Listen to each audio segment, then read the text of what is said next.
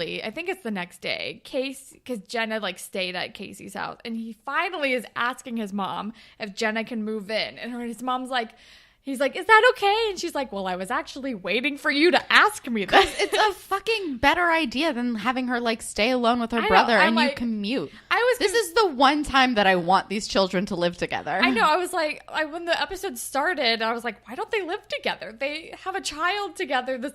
And they're like together. This doesn't make any sense. Yeah. And like, then, why aren't they living with Casey's mom? Yeah, seriously. And then like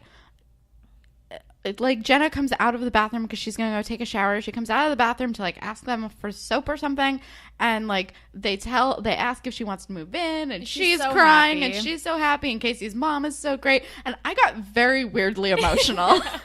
I was just like, finally, this like needed to happen like before the baby was even born. Like, why didn't anybody have this conversation while she was still pregnant and they were preparing? I have no idea. Well, did they prepare? I think that's the answer to that question. Did they prepare actually?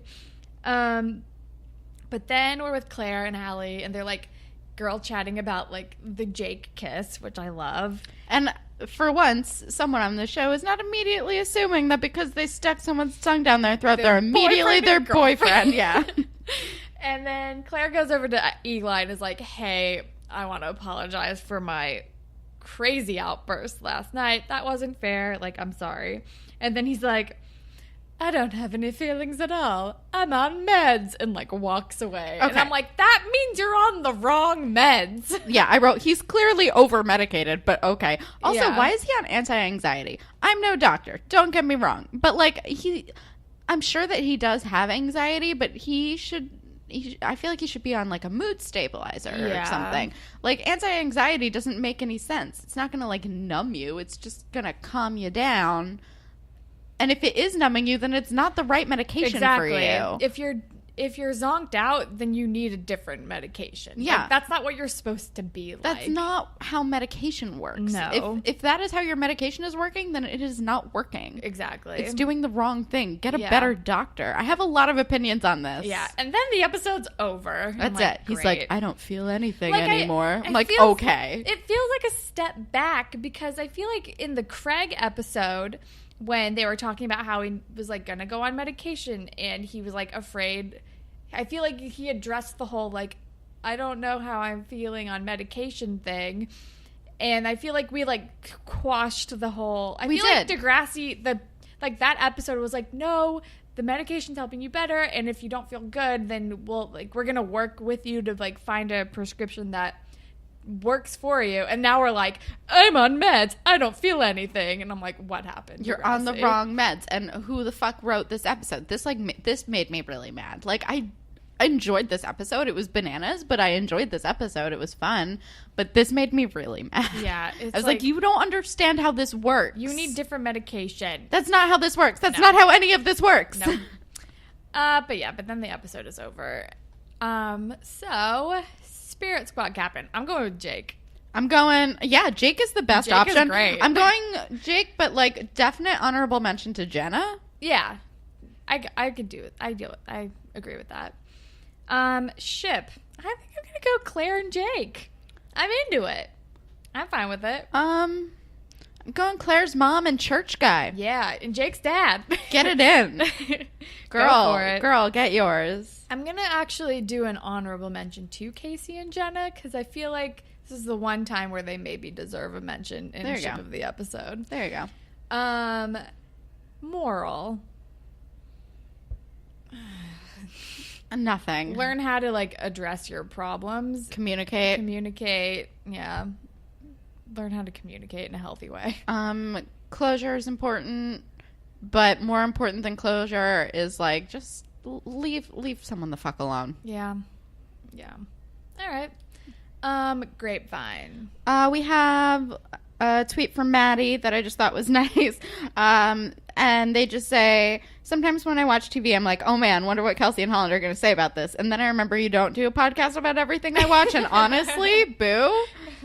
Can I just say that when I was watching, not these episodes, but the ones from, like, The ones, I think they were like last week's episodes that we recorded. Like the end of season 10? Yeah, the end of season 10. I was like kind of out of it and sleepy, and I just like kept watching, and I like switched over to Buffy, and I took some notes on Buffy. And I was like, this isn't what I do. I don't need to do this. That's so I don't funny. need to make fun of fashion here. But I was like critiquing, and I was like, no, I must stop. I must stop this before I lose my mind. Although, honestly, we do go on tangents and talk about a lot of stuff that isn't Degrassi. That's true. We could definitely do like spotlights on other shows, which we have done in the past. It's true. I think we could. I think it would make for a decent podcast. Mm-hmm. Like, if you ever want, like, we've talked about Grey's Anatomy so many times on this podcast already. Seriously. And the OC. Like, yeah, kind of, we can ramble about anything. But yeah, that's all Grapevine we have. Yeah, this is such a short episode. I know. I wish we had. I feel like we're like we cheating. I know. We have. Oh, I mean, it was a short episode. It was like one part. We have like a fair amount of tweets, but they're just like comments and like no one really asking anything. My name is Kieli says that they're actually really in love with Fitz, which I find questionable. I don't but understand. I mean, do you, girl? Kate says the only thing that ever concerns me is that me and Sean have all the same girl crushes. Sorry. And then she says, and then there's J/Johnny. I mean, girl, I feel you. I understand. A few people telling us we nailed the predictions, and also that we did not spot that the Alex Bianca girl is grown up Angie Jeremiah, which right. All right. We talked about that last episode too. Yeah. I'm just filling this all in. Graduation was at the end of the summer arc of season 11, and then there's a one-off summer episode, and then the back dozen or so episodes are the first semester of next year. Gotta love that Degrassi timeline. That's from Heather. Thank you, Heather, because this is confusing and I still don't understand what's happening. I guess like graduation happens midway through this season and then it's like summertime. I don't know. Interesting. I'm interested to meet these new people. So we've met our first new person. We have. So I guess we'll meet more new people in the next few episodes. I'm already endeared towards him. Yeah, I like Jake. Oh, Maddie also sent us a funny meme, which he said it was us at Degrassi Wiki. And it's a meme and it says, me, wonder what this episode is going to be about. TV show description spoils everything. Me. And then like a gif of Mindy Kaling in the Mindy Project going, oh, I've been robbed. Seriously. I know, that's how we found out about Jenna's pregnancy. Like, we were already pretty sure because we'd heard about it, but still. And also that diet pill episode, I was like, you're pregnant.